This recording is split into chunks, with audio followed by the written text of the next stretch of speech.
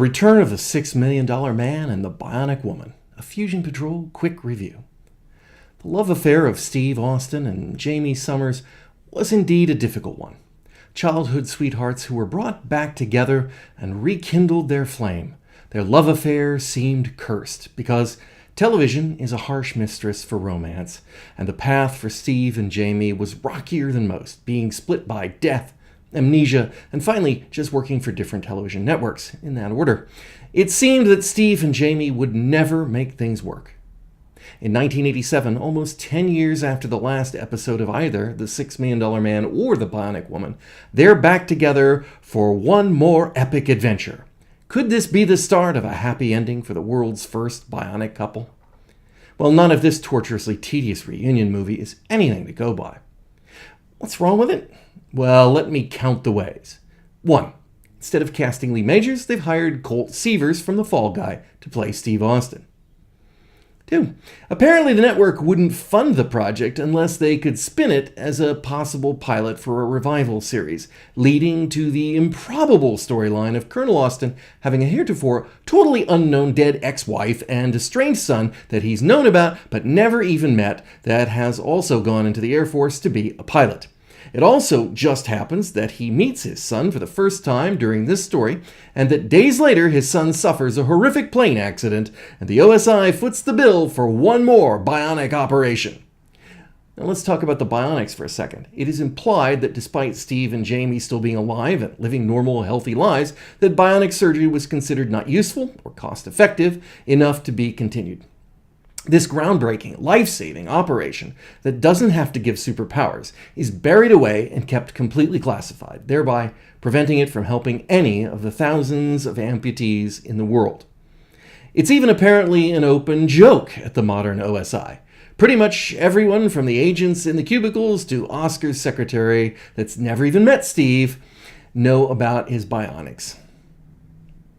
Much has changed since 1972, and in 1987, bionic eyes have laser weapons and bionic legs can run over 200 miles per hour. It makes me feel pity for Steve and Jamie, who can only run 120 miles an hour.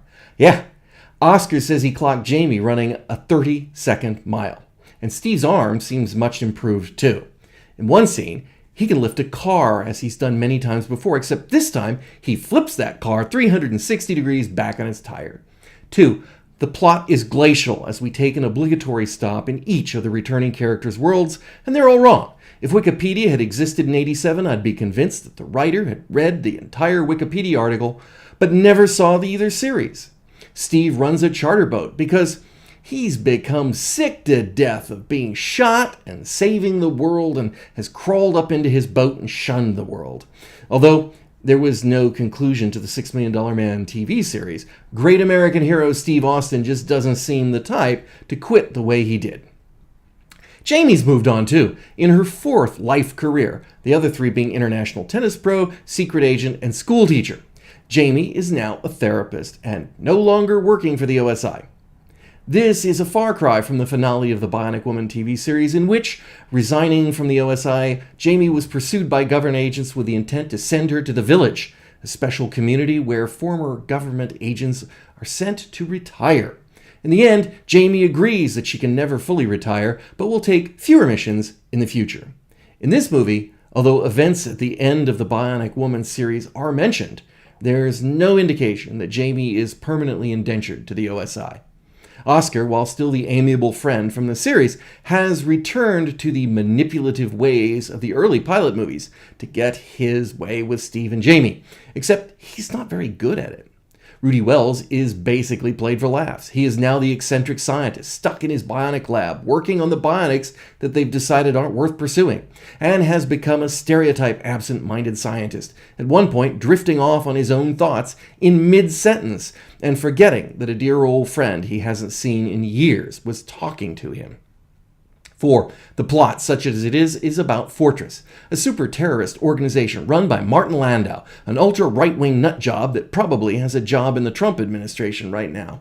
Fortress knows all about bionics, and they want to kidnap Steve, or Jamie, or the new bionic kid Michael, so they can interrogate them about their bionics. Questions like, what range zoom does your eye have? This is particularly strange since they've kidnapped Rudy Wells, the man who presumably knows everything about the Bionics, but they don't question him. Equally strange, since the number 2 man at the OSI and the man who apparently approves bionic budgets is a double agent for Fortress, couldn't he have just stolen the information? There is, of course, the subplot of Michael Austin being a bit of a hotshot pilot and his academy classmates contact Colonel Austin to come have a talk with him.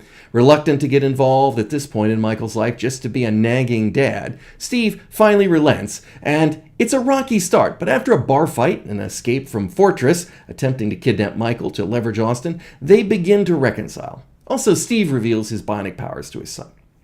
Literally, that same week, Michael has a plane malfunction and crashes his jet, almost uncannily losing an arm, 2 legs, and an eye. Oh, the coincidence.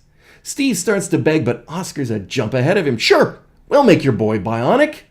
Just like Steve, though, Michael feels like a monster, and he refuses to talk to his dad for what he did to him. Oscar sends him to a therapist to learn to use his bionics and come to grips with a new life. Little does he know, his therapist is Jamie Summers, the Bionic Woman. Ultimately, Michael is kidnapped, and Steve, Jamie, his Air Force pals Oscar, and the loyal OSI gang come to the rescue. Would that the story were as interesting as this synopsis makes it sound, because most of the episode is people talking. Talking about their feelings, talking about their regrets, making their apologies, making their excuses, making exposition, talking, interspersed with really lame bionic escapes as the Keystone Fortress agents try to capture people they know have superpowers but barely make any preparations to counter that. One of the biggest problems with the mixed plot of the new Bionic Man and the Fortress threat is the confusing timescale. The story feels as if it takes place over the course of several days. Certainly, Fortress seems like they're trying a new kidnapping every few days, but based on the original series, recovering from bionic surgery isn't an overnight process. In Steve's case, it took the better part of a year. Michael, on the other hand, seems to be able to both stand a bit and use his arm on day 1 with little or no difficulty. We are treated to a montage of Jamie helping Michael do physical therapy in which Jamie changes her outfit at least 4 times, but it still feels like only a week. In the meantime, the story of Steve hunting for Fortress, or Fortress trying to take Steve or Jamie, pauses completely until the montage finishes and Michael is a fully functioning bionic man.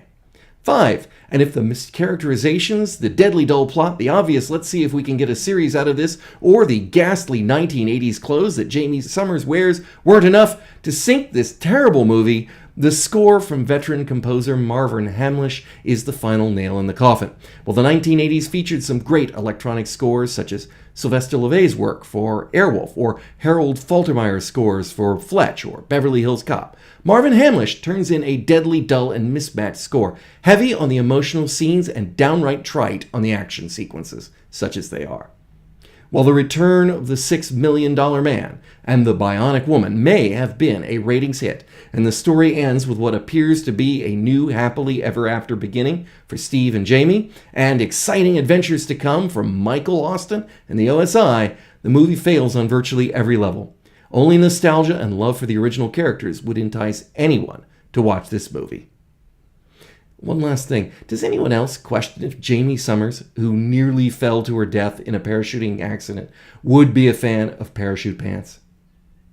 This has been a Fusion Patrol Quick Review.